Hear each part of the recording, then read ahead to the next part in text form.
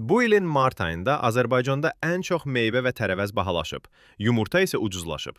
APA Economics Dövlət Statistika Komitəsinə isnadən xəbər verir ki, mart ayında əvvəlki ay ilə müqayisədə meyvələrin qiyməti 3,6%, tərəvəzlərin qiyməti isə 3,2% artıb.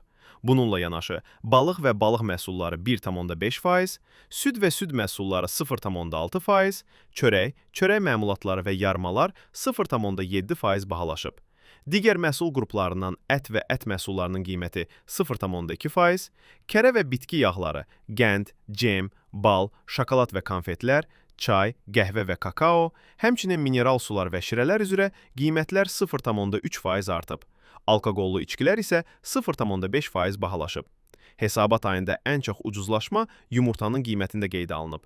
Belə ki, mart ayında yumurtanın qiyməti fevral ayı ilə müqayisədə 2,9% azalıb. Tütün məmulatlarının qiymətləri isə ötən ay dəyişməz olaraq qalıb. Qeyd edək ki, cari ilin mart ayında illik inflyasiya 5,6%, aylıq inflyasiya isə 0,5% təşkil edib.